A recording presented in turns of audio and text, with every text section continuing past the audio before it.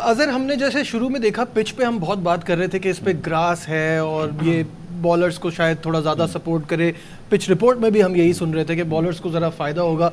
मेरा तो नहीं ख्याल कि ऐसा कुछ हुआ है। 311 रन बन गए और उसमें भी अब आप देखें कि कैचेस वगैरह छोड़े भी हैं, तो ऐसी तो कोई चीज़ नज़र नहीं आई कि पिच बहुत डिफ़िकल्ट हो। लेकिन आपने अगर मोस्ट ऑफ द रन देखें शॉर्ट बॉल पे बने हैं, ज़्यादा जब भी लेंथ शॉर्ट हुई है वहाँ पे पनिश हुए। आई थिंक कि समटाइम बॉलिंग अटैक भी प्रूव करता है कि कंडीशंस कैसी हैं, तो समटाइम आपसे वो रिदम में बॉल नहीं होते।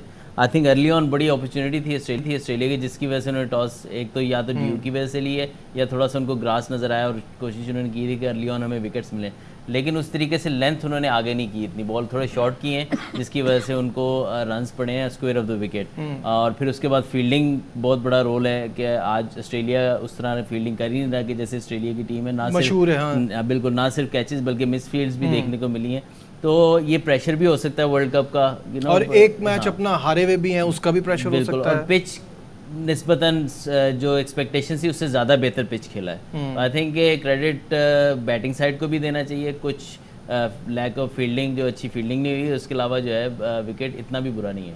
विराट कोहली का भी कैच इन्होंने ड्रॉप किया था, अगर उस टाइम पकड़ लेते जब इनका मैच था तो वो कॉस्ट कर सकता था। सही है ना, 20 रन थे, शुरू में 4 आउट हो जाते और बड़ा खिलाड़ी आउट आया था, तो ये अपॉर्चुनिटीज का मामला है कि अगर आप नहीं पकड़ेंगे तो फिर मुश्किल में हाथ से तो जाएगा फिर मैच। कामरान, एक बड़ा इंपॉर्टेंट सवाल जो लोग हमसे बार बार कर रहे हैं कि इस वर्ल्ड कप में फास्ट बॉलर्स के लिए तो इट्स बिकम अ नाइटमेयर, क्योंकि किसी की भी ऐसी परफॉर्मेंस नहीं आ रही और इतने रन बन रहे हैं।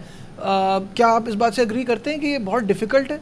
देखिए, डिफ़िकल्ट नहीं है, आप इतनी क्रिकेट खेले नहीं है वनडे। अब बुमराह आया फ्रेश इंजरी के बाद आया, तो वो एक अलग ही बॉलर नज़र आ रहा है ना।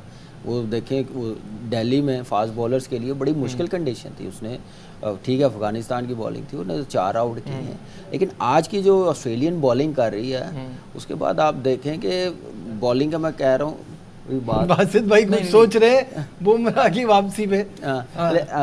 चलें, बासित भाई अभी बता भी देंगे, लेकिन कैप्टनसी पे मैं थोड़ा बोलूँगा।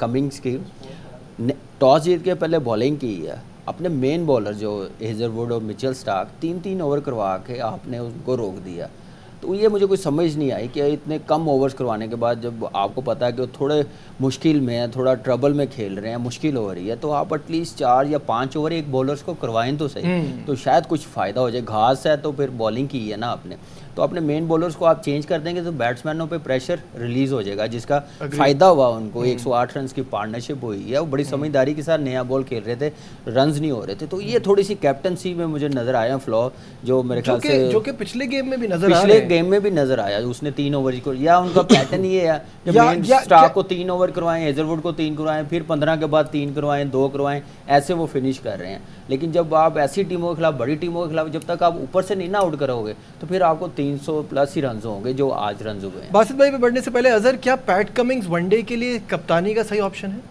आई थिंक अगर पैट कमिंग्स के हिस्ट्री देखें तो वो बड़े स्मार्ट क्रिकेटर हैं। आई थिंक कि जिस तवक्को तो ये भी नहीं की जा रही थी एज ए फास्ट बॉलर वो कैसे टेस्ट साइड को लेके चलेंगे, लेकिन समटाइम आई थिंक मिस्टेक्स होती हैं, किसी भी कप्तान से हो सकती हैं।